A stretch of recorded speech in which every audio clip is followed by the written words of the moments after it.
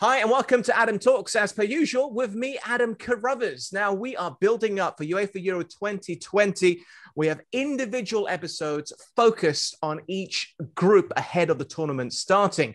So today, it's all about Group A, and I'd like to welcome James Horncastle, the Athletics Italy correspondent, alongside Laurie Whitwell, the Athletics Wales correspondent. Now, just a quick recap of how all the teams got to this group, how they got to the finals in the first place. Turkey qualified for the finals as runners-up in Group H, making their fifth appearance and looking to better their semi-final finish in 2008.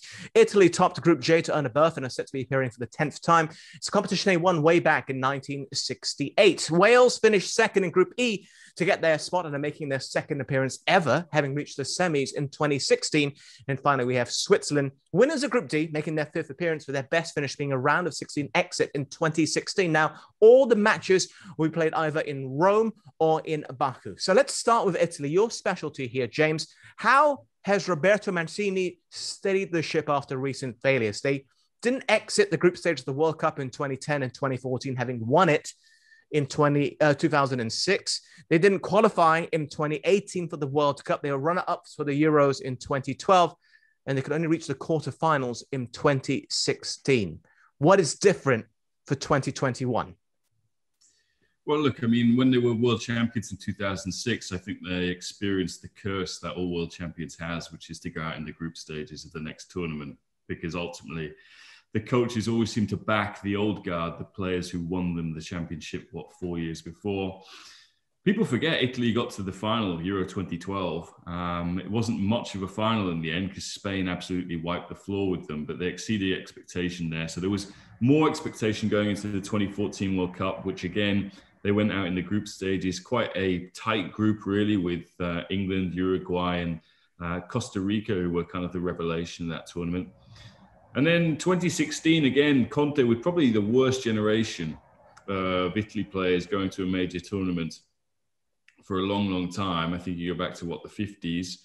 Kind of exceeded expectation by getting to the quarterfinals, was knocked out by Germany on a penalty shootout. I think what was really surprising on the back of that was them not qualifying for the World Cup in 2018 under Gianpiero Ventura. Ventura, who's picked because he was old, and old guys would not leave the national team job for Chelsea and still try and be the top thing in the club game, which is what Conte did. And it was an absolute disaster. And to be honest, Adam, I wouldn't say it's been an easy job to do better than Ventura, but that was so bad that Mancini, I think, had a grace period anyway, because people just thought, well, it just can't get any worse, can it? I didn't think people expected it for him to do this well. They've broken all these records for win streaks, for unbeaten records, for points per game averages, and he's implemented a style of football which, wow, this is rocket science here, suits the players he's got. And I think that's one of the reasons why there's a real feel-good factor about this Italy side, and there's a belief that they can not be a dark horse, because tradition dictates that they're one of the most successful nations in the world, but certainly do better than they have in recent tournaments. Yeah, it's only been 15 years since they lifted the World Cup. Laurie, when it comes to Italy, they seem so divisive in terms of opinion. Now, I've recorded all the other journalists, I've previewed all the other groups, and one of the questions I ask is the disappointment of the tournament and the dark horse. Italy's name crops up so frequently, along with Germany. Some say they will be the disappointment. Some say they're going to be the dark horse, as strange as it seems to say. How do you view Italy and their current standing? I think they'll go through to the group. I think the home advantage that they've got with Rome will stand them in good stead. I know that there's obviously not going to be the fans there in their masses, but I think you can't discount the sort of home comforts in this sort of weird world of COVID. I guess a little bit like James has mentioned in previous tournaments. Yeah, you sort of expect them to do well. The kind of pedigree is there, but is the quality actually really there? I don't know. I'm yet to be convinced. Absolutely, but you can never really write off Italy, can you? Because they have got strength in depth. Yeah, I mean, if we're basing it just on the qualifiers here, James, and the feel-good factor, now they only conceded four. Well, they only conceded 4 goals, which is brilliant. The Chiellini and Bonucci partnership strong as ever. But look at the opposition. It's Finland, Greece, Bosnia and Herzegovina, Armenia, and Liechtenstein. Now, these are not world beaters, of all due respect to those nations. No, but I think you could say that of every group in qualifying. Ultimately, you can only beat what's put in front of you, which was a problem, for Italy under Giampiero Ventura, Mancini's predecessor. It's been a really big deal for Italy to get back among the top seeds, because ultimately, when you're in the top seeds, you get better groups. One of the reasons they failed to qualify for 2018 World Cup was because they were drawn in a group with Spain, which meant they were always going to go into a playoff, essentially, given the talent that Spain had at that time. So to get themselves into a top seed again, so they can kind of play against these quote unquote weaker sides, has been better. They have done well in games against what you would call, I would say, elite European teams like Holland, for example. They went to Holland in Amsterdam, won 1-0, really convincing performance, not only in terms of the result, but in terms of how they played as well, because they kind of played total football. They beat the Netherlands at their own game, which I think was something that was quite exciting, certainly whipped up a lot of hype. But yeah, I think this will be a test. I think it was when the pandemic hit, they were supposed to have a couple of friendlies, which were more than friendlies, really, against Germany and against England, which were then cancelled. And I think if we'd got to see them in that context, we would maybe have a better read on really how good this team is than we do going into this tournament. And what about the manager and his experience, the manager who finally delivered the Premier League title to Manchester City? Are you convinced, Laurie, by Roberto Mancini and his credentials? Yeah, I mean, he ended up leaving Man City with a bit of a cloud, didn't he? I mean, you sort of speak to people there and the kind of toxicity that he brought with him.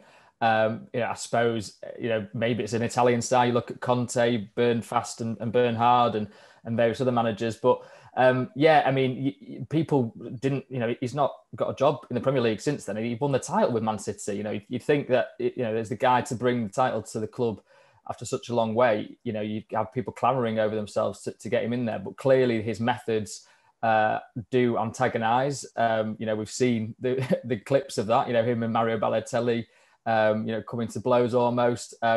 So it's interesting how it's now working in the international sphere, because you speak to people who have done club and country management, and it's a different sort of skill set, really. Country management is more about harmony and kind of maybe a lighter touch, because you've got these guys only for an infrequent amount of time. It's kind of intense in a tournament situation. You want it to be enjoyable.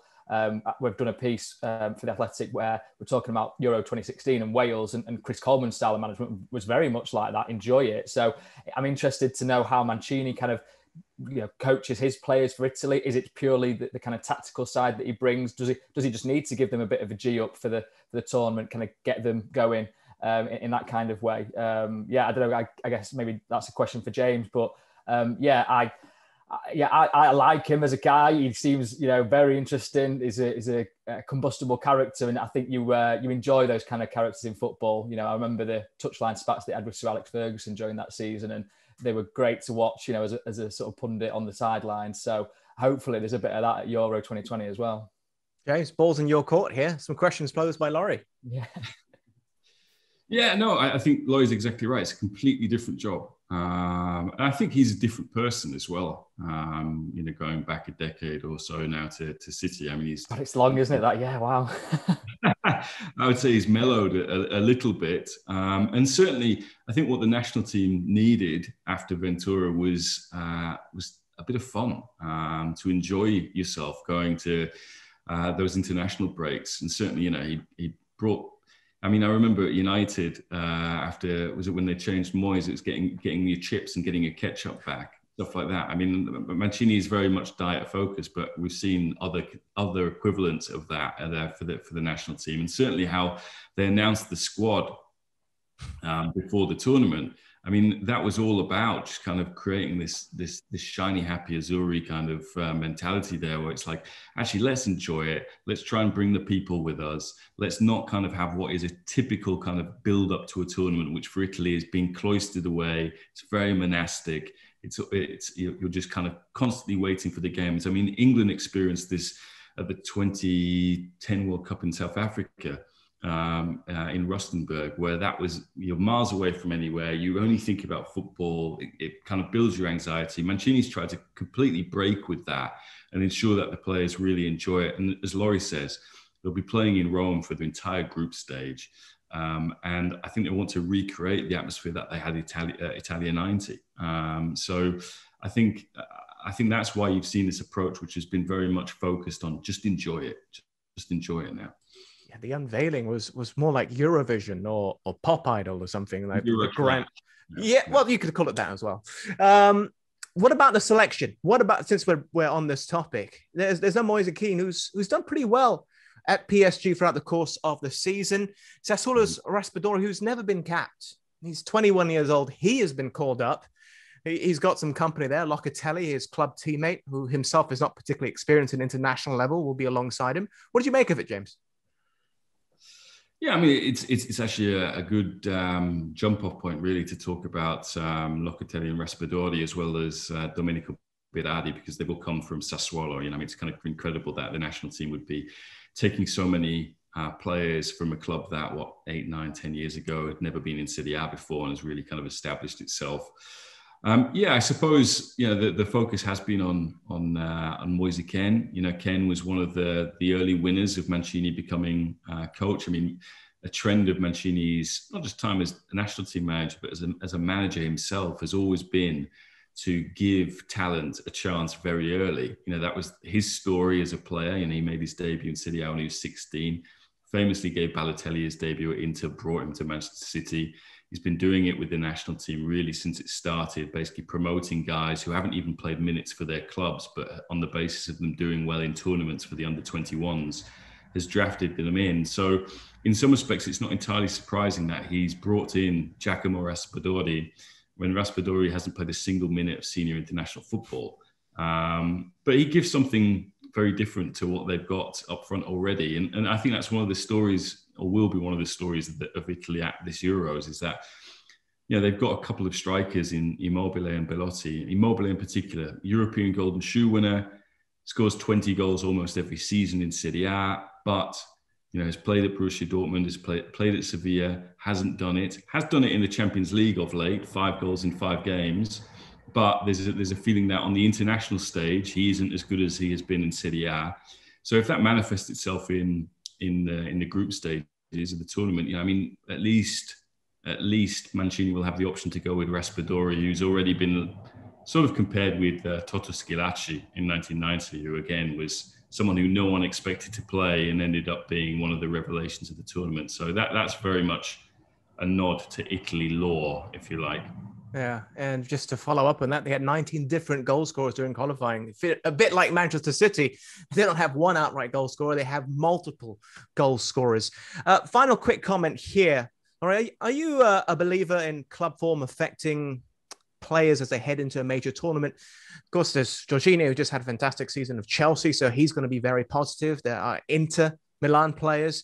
Having won Serie A will be very positive, but there are Juventus players there and PSG players like Verratti who haven't had the most vintage of seasons. And the goalkeeper, Donnarumma, well, the vitriol and hatred from the AC Milan fans for him, maybe, just maybe, will affect his mindset. That is a really interesting dynamic, actually, Donnarumma, you know, given his status. Yeah, it's a good question, Adam. I think that the club football, the season, you can't discount it. It has to have an impact, right? You know, you talk about players in form. We've seen in previous tournaments that it's difficult to flick that switch on if you're out of form or if you're a little bit fatigued or injured. So I think it is a really valuable sort of measuring stick to sort of gauge where a team is at. But as you say, Italy have got enough players in there that have had, you know, good season. I mean, Jorginho must be on an absolute wave right now. He played particularly well, I thought, against Man City. I know N'Golo Kante got a lot of the plaudits, but I thought Jorginho also, albeit there was a few moments where he clearly was trying to buy a bit of time with a few feints and the referee wasn't buying it, which I thought was quite amusing. That sort of little dynamic between those two. But yeah, I think they've got, you know, a few. I'm interested to see Lorenzo Pellegrini. I've seen him play for Roma against Manchester United. And I thought he was a really interesting player. So he looks in good form, unless James tells me otherwise. And yeah, I mean, I guess they just, you know, there seems to be enough quality in there. when you look at the squad, it's not actually a squad of names where in previous years you'd think, okay, there's Italy have got 5 or 6 star quality names. Obviously, there's well-known figures in there. You look at Chiellini, as you say, and Bonucci, and clearly they know how to win, know how to create a team, but there's not that sort of stardust perhaps that has been there in the past. So I do wonder how that all comes together. And I suppose, going back to your point, if there isn't that, top end elite quality, global superstar, then you need a cohesive team that are all in good form. So it'll be interesting to see who Mancini actually picks come starting lineup. But if there's any team, James, that does well under pressure in terms of domestic football, it's Italy. I think back to 2006, the whole scandal, we don't need to talk about that, but the impact that scandal had on the national side to push on and ultimately lift the most prestigious trophy in football. Yeah. I mean, that's a bit of a trend for the national team. In '82, there was a betting scandal. In 2006, the Calciopoli scandal. I mean, they do tend to do well when basically the world is against them. But that isn't the case this time. Instead, it's, as I said, they're all very happy, smiley. Sort of good vibes only seems to be very much the kind of Instagram tag for the national team. Whether that will work or not, we'll have to see. I think Laurie makes a good point about there not being sort of international superstars in this team in the way that there was in the 90s and early 2000s. But do you need that at international level? I think if you can recreate a club environment where everyone pulls together and you've got a good coach, I mean, that worked so well for Italy in 2016. They kind of really did better than the talent that they had available. I mean, we're talking Giaccherini in midfield, Graziano Pele and Eder up front. A really poor squad, and yet they looked like world beaters with how they beat Belgium and how they took Germany to a penalty shootout. So I think if you can strike a balance between the two, then you've got something that works at international level. So we'll have to see whether that's the case this summer. Yeah, it'll be fascinating to see. And I'm sure their theme song will be Good Vibrations by the Beach Boys. Let's chip on to Wales, because unlike Italy, have such a rich history in this tournament. Wales are making only their second appearance, Laurie, and without Ryan Giggs. Is that going to have a negative impact on the team? What can we make of Robert Page, the man who stepped up to oversee the side for the tournament? Yeah, it's a really interesting story, and perhaps one that it's difficult to know the consequences of right now. Obviously, we'll see after the tournament. But Rob Page stepped in November and in March internationals and has a good record. 4 wins, I think it is, out of 5 games. And albeit they lost to France in the friendly last night, they were down to 10 men for most of the duration of it. So it's a difficult one to really use as a yardstick. The Ryan Giggs situation is far from ideal for everyone. I think at least though they have clarity on the situation now. There was uncertainty for those March fixtures. It wasn't clear whether he was going to take charge or step aside again. Obviously with the police investigation pending, and ultimately it happened quite late that he would then step aside and it was going to be Rob Page again. And I think we have clarity on that situation now going into the Euros. Rob Page is the manager. He's the one making decisions. I think the Welsh players seem to be geared up to him. I think that's fair. I think it's easy to sort of look back and go, oh, I'm sure it'll be fine. He seems like a good guy, but genuinely, I think they've seen what he's done and quite like it. I think he speaks really well. He's not the biggest name, Rob Page.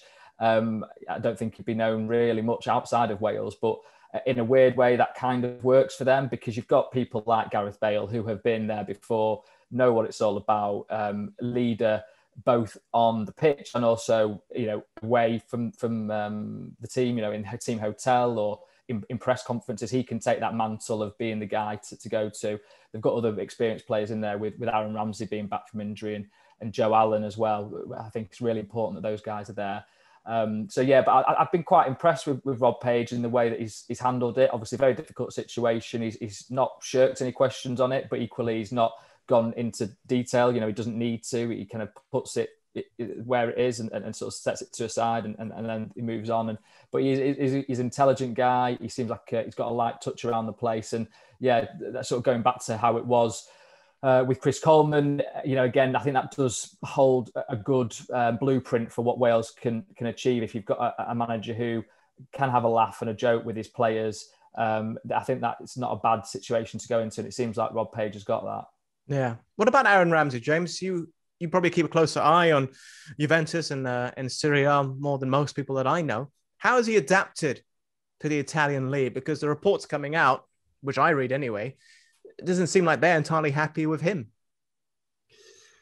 Well, look, I think Aaron has a problem with the media, or at least the perception of him, because they can't get beyond the terms of his contract there. He signed on a very lucrative free transfer, which means he's paid a lot of money, and good luck to him for that. Well done for doing that deal, because it's fantastic. But living up to the expectation that sets is difficult, I think. And, Aaron, I think in his first season, they changed coach. So, he was signed pretty much the January, when was it? 2018 or something like that. Max Allegri was still the coach. He comes in. Maurizio Sarri is all of a sudden the coach. Sarri wants something completely different as a whole from how the team plays, and more often than not played Aaron as a number 10 with his back to goal, which isn't his style of football. He likes to play as a number 8. So I certainly think there was a feeling that for his first year that he didn't get to play in his best position. I think he feels that he could score 10 goals a year if he got a good run in the Juventus team, at least in his favoured position. And then on the Pirlo as well, you've got a rookie coach who's come in, who's tried to play him in a hybrid role where you'll see Aaron playing sort of on the wing and then coming inside and playing as a 10, depending on when they're attacking or when they're defending. And I think he feels that the club should have a little bit more faith in his physical ability, his ability to play longer, rather than being so prudent and cautious, I suppose, with his minutes. So I'd say it's ultimately he has become an Italian champion whilst he's been there. He's won a cup even this year, in a difficult year for Juventus. So I'm really curious to see what kind of a run he gets in this Wales team. I imagine he'll be starting, and if he has a good tournament, then let's see what happens with him. Yeah, and overall, the squad selection, Laurie, I think there's 8 players left over from 2016, but a lot of these players have had very stop-start seasons because of injury. Aaron Ramsey, Gareth Bale in particular, Joe Allen's just recovered. Ben Davies has been having an issue, I think, with his calf or something since March over at Tottenham. But at the same time, there's youngsters being blooded into the side. Nick Williams, we've seen, Ethan Ampadu, Dylan Levitt, and most interestingly as well would be Ruben Colwell, who's only made 6 appearances for Cardiff and is uncapped, and they opted not to bring Hal Robson-Kanu. So what do you make of the overall final selection? Yeah, it is I suppose the Hal Robson-Kanu one was the biggest surprise omission, particularly given that he was brought back into the squad. He'd retired from international football and then he was brought back in for March internationals, albeit he was sent home early along with a couple of other players for sort of COVID breach regulation, basically, at the hotel. But Rob Page said that wasn't a factor in this situation. It was very much a positional call. So he mentioned Aaron Ramsey actually in that dynamic where, can he play as a false 9? I know James is saying that he doesn't like to play with his back to goal. Wales are sort of thinking about could he be a false 9 almost? Harry Wilson has played that position as well. So they've got Kiefer Moore as the big hold-up man as well. He came on against France and did some good work linking up play. I think he's a good option for them as an alternative style to bring on or even start games. But yeah, so that was the situation with Hal Robson-Kanu. But I mean, he scored the iconic goal of the last Euros, I would argue, for any nation, let alone just for Wales. And Wales fans still, everyone talks about it, the Cruyff turn against Belgium, sending 3 players the wrong way. So you kind of wonder, would that, that pedigree, that kind of, quality in crucial moments have been a good asset to have? I guess we'll see. Ultimately, yeah, he's gone with different players. Ruben Colwell, a player I don't know all that much about, but he came on against France for his debut. And they basically just say that he's wowed them in training in Portugal in their camp. So I'm always intrigued by that kind of situation. We had it with Theo Walcott, didn't we, with England, brought to the 2006 World Cup as a 17-year-old, didn't play a minute. It'd be nice to see Colwell, if they really do rate him, to sort of get some time on the pitch. I guess it depends on how the games are going and what they might need in those particular moments. But he looks like a good stature of a kid. Obviously, good technical quality is what we're being told by the Welsh team. But I think, interesting picking up on what James was saying about Aaron Ramsey and his sort of stop-start season. He was talking earlier this week about the frustrations, I think, in adapting to Juventus, their fitness programme, coming from Arsenal, where he'd been for such a long time. I don't know if you're able to sort of shed any more light on that, James, but he sort of seemed to be implying that it was just a different kind of approach that he needed to get used to. And that's maybe why he's had these kind of muscle injuries, because he hasn't played since, obviously he played against France, came off the bench, but before that he hadn't played for Wales since November 2019, where he scored the 2 goals against Hungary that got them to the Euros. So he kept pulling out of squads because of these it was always he'd be called up and then they'd like to get eyes on him, but then they were always unable to because he'd kind of pull out before with like a muscle injury, and it seems like a sort of recurring situation rather than anything major. So yeah, I don't know, what do you think, James? Has he kind of had to adapt his approach in Juventus? Well, I think his experience at Arsenal was every physical regime for a player was custom made for that player and their particular requirements. At Juventus, I think, and this is, I think, true of a lot of Italian clubs. I mean, I've heard it at other teams, not just at Juventus, where Italian coaches, the day or the second day after a game, they want their players to go running. And they don't mind. They don't really care what the specific requirements of a player. It's like, you need to get your running in today. And sometimes players need different regimes. They shouldn't all be treated as the same body. Essentially, they've all got different bodies. And I think that's been a bit of a frustration for Aaron. It's like, well, why aren't you doing your running on a Monday, or can't you do your running with the rest of the players or something like that? It's like, my body has different needs, and I know my body, and we should be doing it this way. But you don't want to kind of go against your coach or what the staff at your club are recommending. So I think that's been quite a difficult sort of dynamic, really, to get used to. And it's been a kind of real source of frustration for not just him, but I think a number of players who get to an age where they feel that they know their body much better than the staff at a new club or something like that, and that staff isn't really adapting, or the coaching staff isn't really adapting to you and your needs. Yeah. All right. Well, I also want to give a special mention to Harry Wilson. Lit up the championship with Cardiff. I know it's not a Premier League side, but 7 goals and 11 assists on loan. Phenomenal. So perhaps one to watch as well. Let's move on. I know we've really overshot our time talking about Wales and Italy. Quick mention on Switzerland.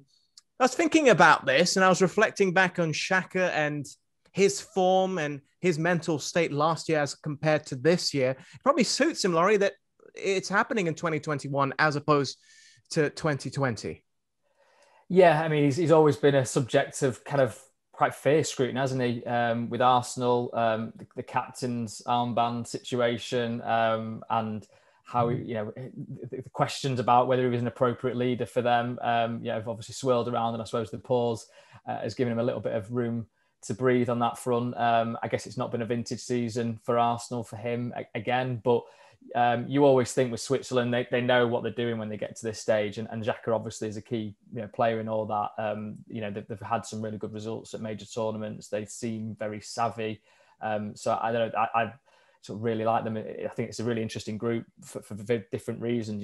They sort of, you feel like every team could beat each other. Or one team maybe could walk away with it, but Switzerland and Xhaka, I think I guess he must feel at home with them. I suppose it's never felt quite like that at Arsenal. Maybe I'm being unfair on him there, but you kind of look at him playing for Switzerland and you think, okay, yeah, this is where he's at. This is why, you know, they paid the money to sign him.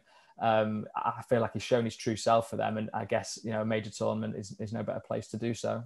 Shaqiri could probably be put into the same bracket there. Yeah. He's always stepped up for his national side. Jan Sommer, you could probably say, is one of the most underrated goalkeepers in Europe and a mainstay of the national side since 2012, I believe.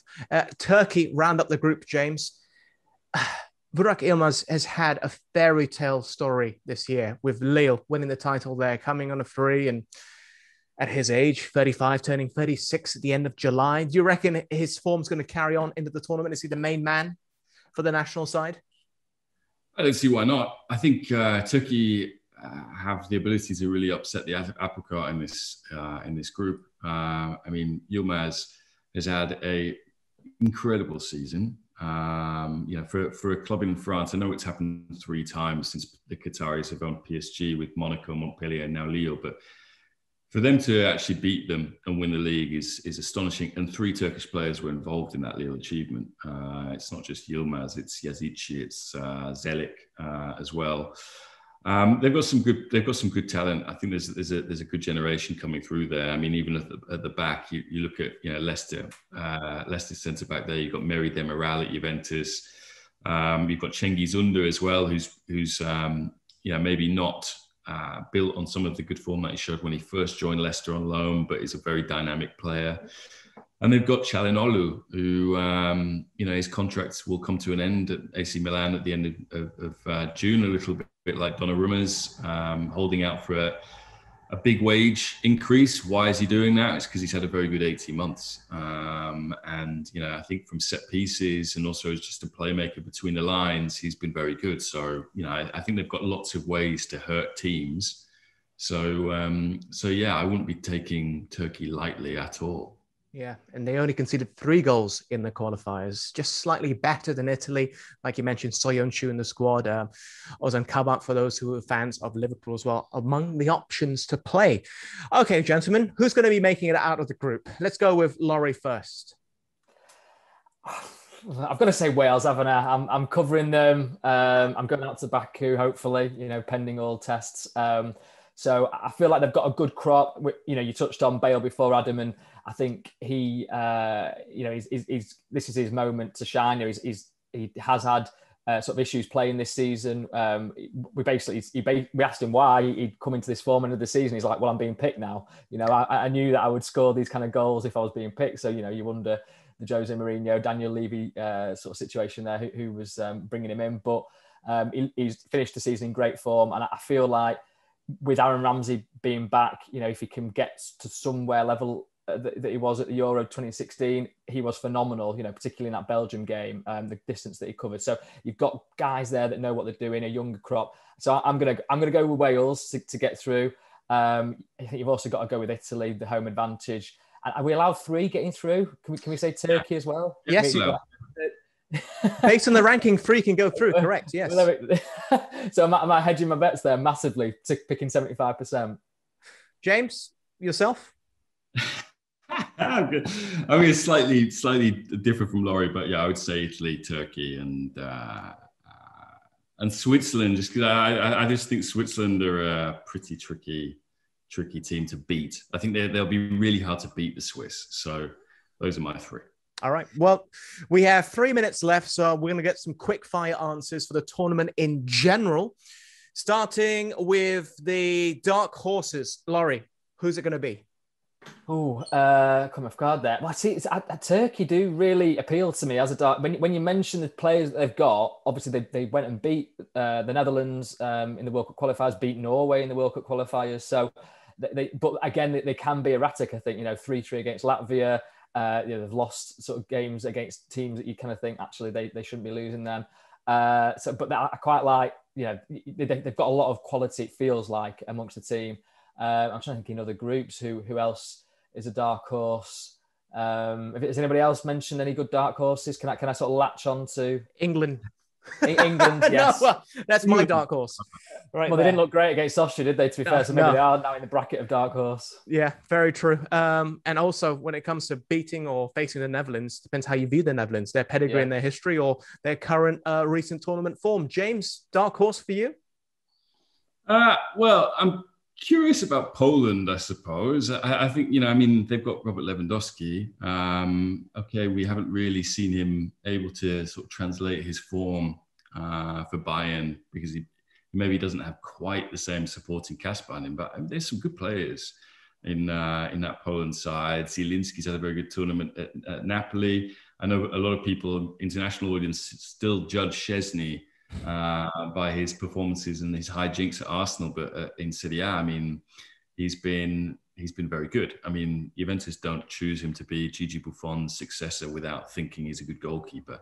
So there's Poland, and then I kind of, you know, after doing what we've done over the last 35 minutes talking about Turkey, I do talk myself into Turkey. There's Denmark as well. Eriksson always has is very, very good at international level for Denmark. So yeah, I'll settle on Denmark. There we go. Okay. Well, it seems on the topic of Szczesny, Arsenal keepers get better when they leave the club. You look at Fabianski, you look at Martinez at Aston Villa, and like you mentioned, Szczesny as well. Really running out of time here, so quick one. Who's going to be scoring the most goals? Golden Boot, Laurie. Well, James has reminded me, Lewandowski. I mean, surely he's got to be, after the season he's had with Bayern Munich, you know, record over Gerd Muller, he's got to be a danger. Or somebody from Portugal, I think, when you look at their attack. You know, Ronaldo, could he just turn it on again? You know, as he did a few years ago, Euro 2016. Yeah, one of those two. But it's nothing sensational. Obvious choices. Lewandowski, though, 2 goals at international tournaments, so his record doesn't really stack up against his club record. But James, who's the Golden Boot winner for you? I think it'd be really fun if it was Kylian Mbappe. I mean, I look at the French team, and we would Karim Benzema now back in the squad. It could be any of those two, really. I mean, it's easy to pick a Frenchman. So I would go with Kylian just because he's the best striker in the world, I think, at the moment. I thought you were about to say Gaspadori. Golden Glove, Laurie. Who's going to be keeping the most clean sheets? I'm trying to think now. I mean, yeah, again, France are probably the favourites, so Lloris, but would they throw caution to the wind if required? Pickford didn't look great. I would perhaps have banked on England, maybe just keeping a few shutouts, but again, a bit suspect. Neuer. Probably Neuer, yeah. I'm going to say you've got to go for the Germans, haven't you? Let's go for Neuer. All right. James? I mean, I would tend to agree that someone who comes out of that group of death, Neuer or Lloris. I mean, Italy's have had a very good record at the defence, so I'll just, to be different, I'll say Donnarumma. Okay. I'm going to flip it around and ask James first for the final 3 questions. So who's going to be the player of the tournament for you, Mr. Horncastle? Mbappe. Easy enough. Laurie? I wonder if Jack Grealish could make a real play for it. I love Jack Grealish, so let's give him a shout. You've got more of the hipster choices today, a bit more of an abstract thinker. I like it. The disappointment of the tournament, James. What is the team? It could be a team, player, manager, absolutely anything. Depends how you interpret the question. I think there's a lot of. I mean, I've just built them up. I think there's a lot of pressure on France. Okay, interesting. I like it. But because, I mean, they got to the Euro final last time round. They lost on home turf to Portugal. I think everyone knows that they've got so much talent that they could field a B or a C team, and those B or C teams would reach the quarterfinals, semi-finals. They're that strong.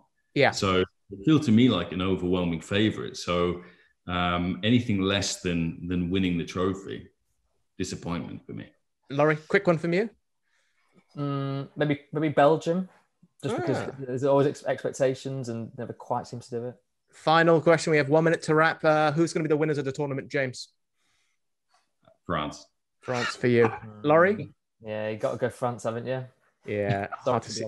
Hard to see beyond them. Thank you very much to the both of you for joining me. It's been an absolute pleasure. We are also looking forward to your extended coverage of the tournament itself via the Athletic app. James and Laurie will speak to the both of you again very, very soon. Thank you for your time.